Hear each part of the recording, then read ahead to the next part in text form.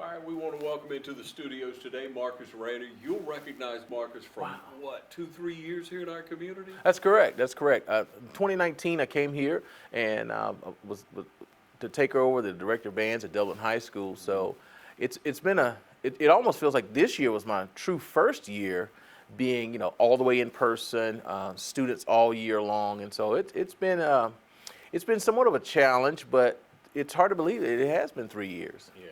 Talk about making a change. Everything changed with you, didn't it? It did. A lot of adjustment, a lot of looking at things from a different perspective. I just tried to change the way I look at things so the way I look at things can change. That's what we had to do throughout the pandemic, throughout education, throughout our family life at home. Yeah. That's a life lesson for us all, isn't it? That's right. It is. It really is. We should be able to adapt, and things change, maybe not as drastically as they did with the pandemic, but they definitely change now.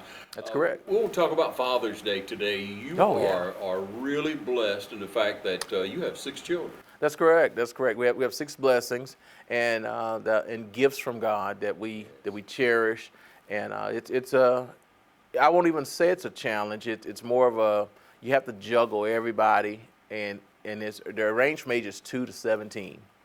And so you have 2, 10, 11, 16, 17, 5-year-old. So there's a lot of personality dynamics there. Yeah, you and your wife stay quite busy. Your wife That's teaches correct. as well. She does. She's a math teacher at Dublin High School, and we've been married 21, almost 22 years now. So it's a good marriage, and we really understand family, and to make sure that family is husband, wife, both parents are there. That's something that's very dear to our heart, to make sure we raise a generation of children to where when they leave, they won't really depart from the things that they've learned at home and what home should be, the best that we can provide for them. Marcus, let's remind the community, maybe people don't remember your wife's name and your children's name, please. My wife is Kimberly Rayner. She, like I said, she teaches here. We've been here 3 years. My oldest daughter is Madeline. Then you have Marcus II. He's right below her. Then there's Malcolm and Matthew. They go to the IGA Academy. Then there's Micah. He's 5. He'll be going to kindergarten at IG as well. There's 2-year-old, and she has a great time at the Big Apple Learning Center down here, right on Franklin Street. So Miss Jackson does a great job with the children there and her staff. So, but that's it. And we're the M's. We every now and then they get a little mixed up, but they knew who we're talking to. That's right. Yeah, they know when you're speaking to them. That's right. That's great. The family unit and to have a large family is such a blessing, as you say. Their children are a gift from God. That's what the Word tells us. But you have to be able to plug in. You have to be present in your children's life, don't you, Marcus? That's correct. You have to get to the games, and you have to. Even though they're the same thing, I had to go to soccer games. There was one instance where we had 3 rec games at the same time on the same day. And so we were split between soccer field, baseball, 2 soccer fields and a baseball field, and a basketball practice. And so you just make the schedule work in support of the children. And so that's it. But at the same time, when they grow up, they can say mom was there, dad was there, or we understand that mom wasn't there because she had to do this, but dad was there standing in the gap to make sure there's some representation. Hey, in talking about Father's Day now, I just want you to back up in your memory, maybe talk a little bit about your father, let everybody know about great. Your father. Well, my father's Bishop Larry M. Rayner down in Baxley, and just wonderful guy that I've known and grown to love and respect even more. I would say my father is one of the most significant figures in my life. I call him, almost an Iron Man, to where iron sharpens iron. So when I call him, I know that whatever he tells me, even though it may come across a little tough sometimes, it's tough love, but it sharpens me, it molds me, it makes me better, because he did set the example. He and my mother, of almost 50 years, they set the example, and so I'm not departing from that mold very far. Now, there's been some modifications. Dad was dad. But it was a different time. But he wanted to make sure that we understood how to survive, and we understood that we put Christ first. He wants us to understand that this is a way, one of the better ways that when you have a family of your own, here's a blueprint. You may not follow it all the way, but my father, I can call him for the most part whatever I got going on. He always stops, and he takes that time. And so that's something that I'm learning to say, hey, stop, take that time, because you don't know what kind of time will be given to you. And so I'm so grateful for my father on Father's Day, as well as my father-in-law, as well as my other father figures that have been in my life that are greatly inspirational in just providing a lot of insight and wisdom. And so when you have those type of components, building your character and pouring into your integrity, you're going to have a great product. And I have 4 sons and 2 daughters. Like I said, I want to be a great product to them. So when they get their families, hey, I learned from here. You've learned from me. And you pass on good generational traits down the line. So I'm very thankful for my father, love him greatly, and he's just, sometimes he'll forget more than I'll ever know. Sometimes he's a wealth of knowledge and information. Wonderful, wonderful. How many siblings in your family? It's 4. It's 4. My oldest brother lives in Texas, and his son just graduated high school and an associate's degree, so they traveled out there. And I have a younger sister, lives in Statesboro, younger brother that lives in Millen. And so, from that, understanding siblings and understanding, I'm his second oldest. So I'm in the middle. So you get the oldest to have one thing, and you get the youngest to have this. My sister's the only daughter. And so there's a lot of things where I just kind of have to get in and figure some things out. But it's a good family dynamic. So in growing up, your father was a pastor, you're in church a lot. I'm sure there was order, there was structure, there was peace. There was family time together. But I'm sure there's some memories that stand out to you about your father, some certain things that he always said, maybe advice. A lot of times we have a motto, slogan, things that we refer to in life. And that's almost a file of slogans and things. But if I had to pick one, or let's say 2, my father often talk about, when he's teaching us, that you can't argue with the truth and you can't justify wrong. And so living by those principles, whatever absolute truth is, if you try to argue with it, you're trying to justify getting something that's personal. And then when you move self out of the way and you believe in those truths, then you shouldn't justify something that's not correct and it's wrong. And he would often tell us, even when we were grappling with things that were not true and we're trying to weasel our way out, he always gets on to me about that one. He says, hey man, if you have a conversation with the enemy, you're gonna lose, because the enemy is operating off of things that are not true. You're gonna lose. If you have a conversation with the devil, you're gonna lose. And so because it's going to prosper untruth, and it goes down a hole that's just not. And also, if you wanted to work out right, do it right. If you wanted to work out right, and I coined that even with my students and my children, anything that we do, a superior effort, a superior performance, is a direct result of superior preparation and effort and your passion. And so it stems back to, if you want it to work out right, you got to do it right.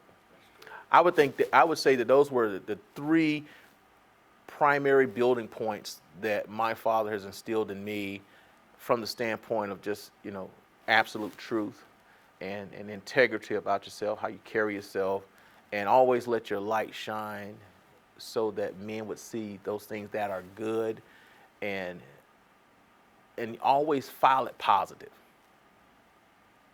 He would always harp on us to it's how you file it in your head. If you file it negative, then every recall of information will come about negative. But if you find a way to spin it, if you find a way to take the prism and turn it, you see things from a different perspective and a different light. And that way you can say, what was the good out of this? what, why is this glass not half empty but almost full? You know, so perception is all of our realities. And so one of the greatest gifts is just thinking that how you file it positive in your head, your outlook will change how you feel and how you treat people. That's wonderful. A positive outlook will take you far. We're speaking with Marcus Rayner. We'll take a short break. We're going to be right back, okay?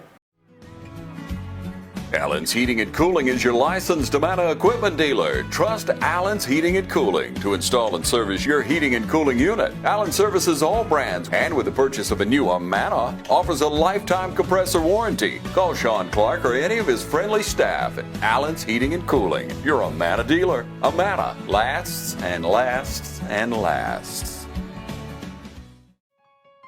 The City of Dublin Natural Gas provides the most cost-efficient source of energy available today. So for your home, choose the most natural resource. Safe, clean, efficient. All new subdivisions around the Dublin area have natural gas available. Start reducing your energy bills today with Dublin City Natural Gas Department.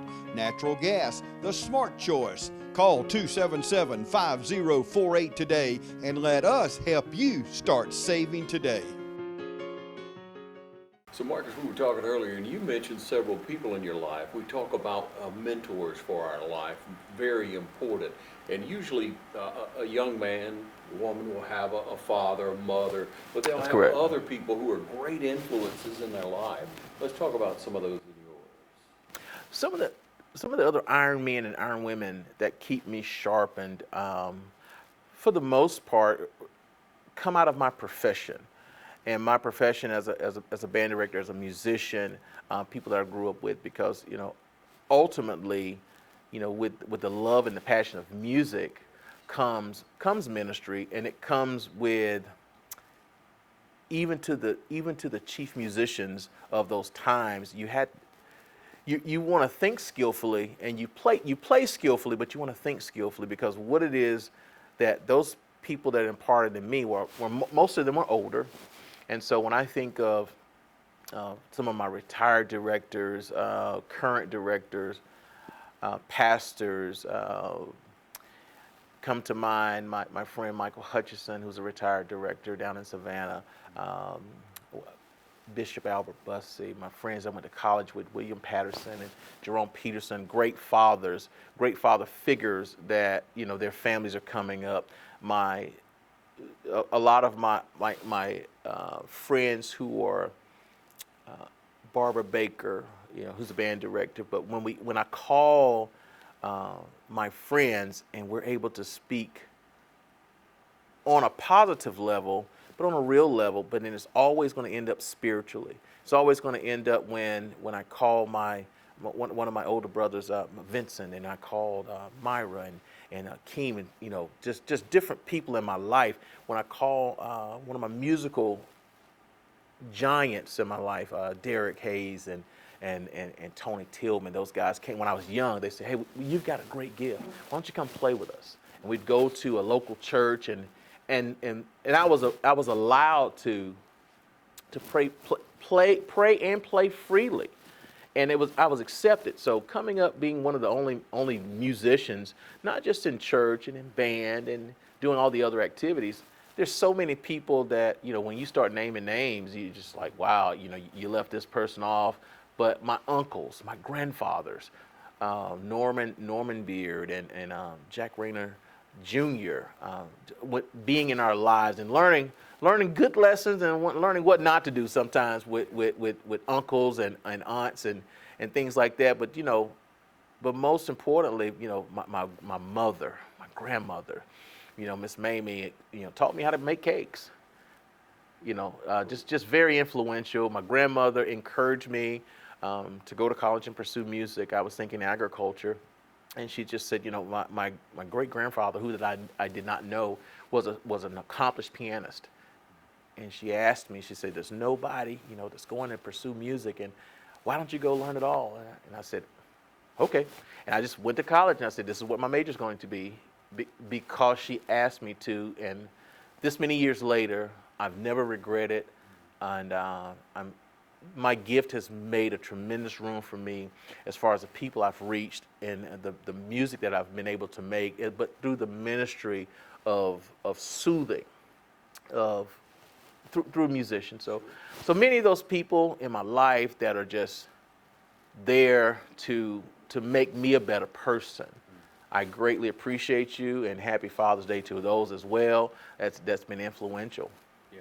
What a blessing that they gave you and in encouraging you to develop what you're doing, to be able to That's correct. share your gift to others, to be able to worship the Lord in music and in praise. And you talk about when you get together with your friends, you get together with your family, it usually gets spiritual toward the end. What's in your heart is coming out. That's correct. And when I, a lot of times I'll hear from my aunt Lydia, Pastor Syed down in Savannah, or my cousin. They've got these things going on, and they're requesting my presence, and then all of a sudden I've got all these things going on. So when Tammy calls, I was like, well, I'll try to make it, but then, like for instance, my daughter has a pageant tomorrow. And then there's a big concert going on. I'm going, well, how do I juggle as many things? And so a lot of things I do take to the Lord in prayer, and I say, well, where am I supposed to be? Because we have to remember when we ask ourselves, we say that if our life is not our own, to Him I belong. If we give ourselves away, then we give ourselves away to a higher power that's not our own. And so we must decrease so that message will increase. And so, leading those things and those activities, that's what's important, and that's what should be important as we live a life of very uniqueness and peculiarness, to where people don't always understand it, but you're searching for things. We're just kind of here temporal, and so since we're here temporal, we want to make the best impression that we can to help win as many people as we can. And I'd be remiss if I would not leave out one of my greatest longtime Ironman. He's a pastor as well, Robert Pope, down in the Low Country, and a pastor up in South Carolina. Just years of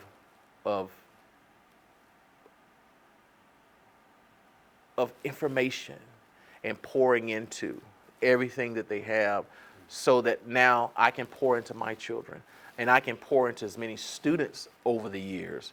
And so, but that's really where we should start, being a father figure for those who may not have a father.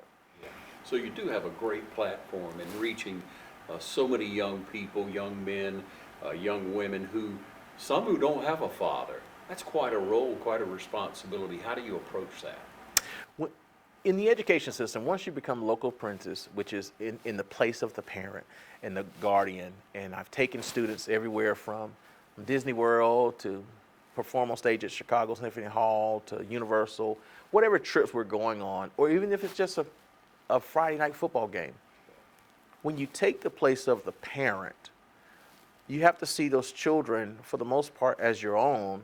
And what I believe that I would not allow this for Madeline, then one of my future auxiliary ladies, I want to have that same standard. So when that mom drops that child off, I want to make sure that child's not mistreated. I bring them back, as whole as they left home. Yes. But I see the void, and I'm glad that I am being very obedient to answer the call to be here in Dublin. And because there's several things that we've sacrificed, but the obedience is much more important, so that we can have that relationship, and so that we can make an effective change to have people to think more globally, to think on a higher level. Yes. As far as what's outside of Dublin, what's outside of East Dublin. Collegiately, we just sent a student down to Savannah State for a band scholarship, and me being a positive role model in his life, hey, I trust Mr. Rayner. So a lot of that is just earning the trust, because the students and the people in your life will believe you, but until they trust you, to a little bit of a difference. And so that trust brings about not questioning, and that I feel like my best interest is at your paramount. And so that's something that I take seriously, and I do not abuse. And so that's That's what I would say as far as student education and people that I come in contact with. Wonderful, Marcus. Take another short break. Stay with us. We'll be right back. Count on Chapman and Associates Polygraph Service and unlock the truth. Chapman and Associates Polygraph Service, offering pre-employment, post-conviction, sexual offender testing, employee thefts, infidelity, and more. Call on the professionals at Chapman and Associates Polygraph Services and unlock the truth. Tim Chapman, CEO. Email at caapolygraph@gmail.com. or call 478-998-9273. When you need help, call Chapman and Associates Polygraph Service and unlock the truth.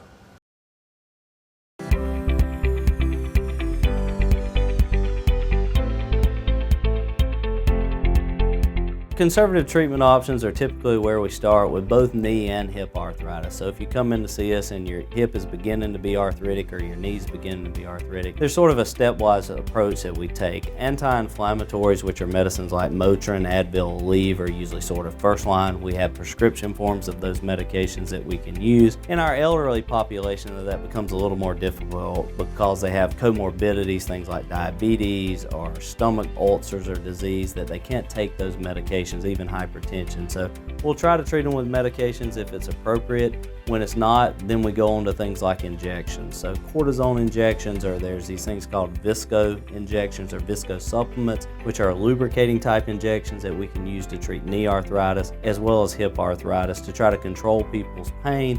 And a lot of times we do that for years for people before they get to the point where those are no longer working and we're ready to talk about knee or hip replacement. So Marcus, you look to the future, you look for plans, we're planners, we like to say, this is what I'd like to see happen. And you look at the youth that you serve, you have a couple of years under your belt here in our community. That's correct. Every community is a little bit different. What are some goals that you would have for your program this next year?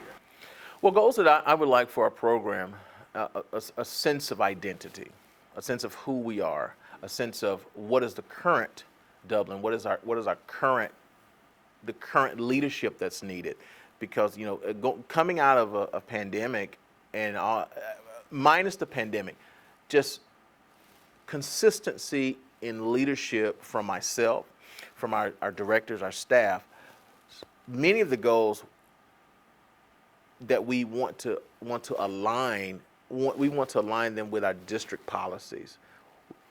World class, globally competitive, everywhere, everyone, every day, making sure that we hold to those standards.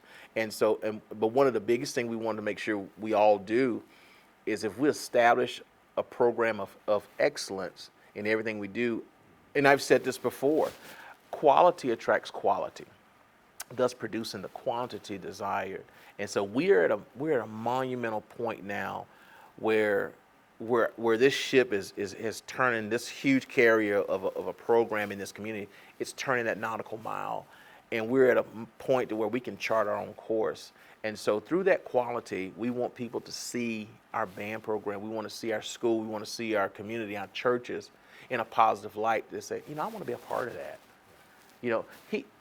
I wouldn't mind. Why don't you go be in the band? Little son or daughter.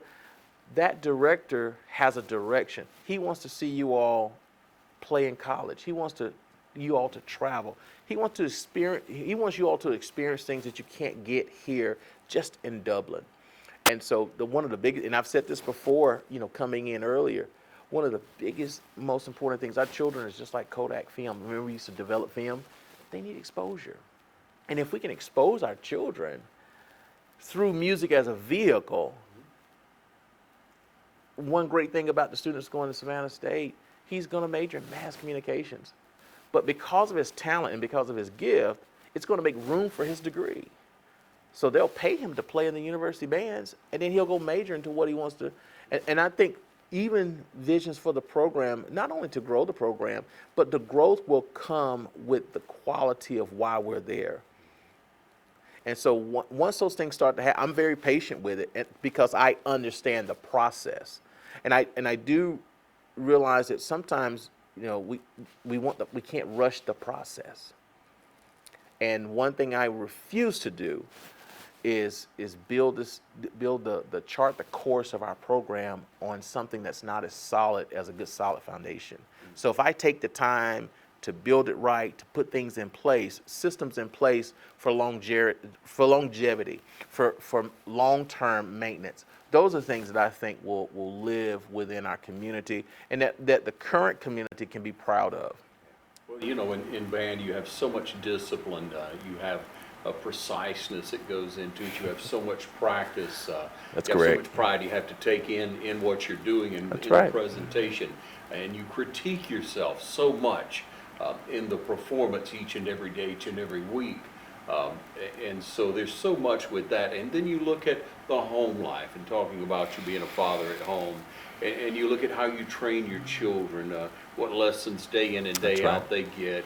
And so looking at your own children, looking at the children that you serve, children of our community, really of our nation, Marcus, in a time that's quite tough for us. It's changed from when you were young. It's changed from when That's I correct. was young. It's totally different. Sometimes I'm sure you may be like me and like I am, and you just step back and it's like, Lord, what's happening? Why are people this way?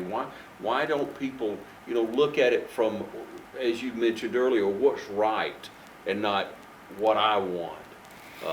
But if we look at today's society, we look at young people, I'd just like you to take a few minutes and really just speak to them about what advice you would give them in going forward. It's pretty loaded. It's very loaded. I would really ask people to inspect the things they expect. Many times in any walk of life, we have these great expectations, but we don't often inspect the things that need to go in. And there's a, you know, moving forward with this current generation,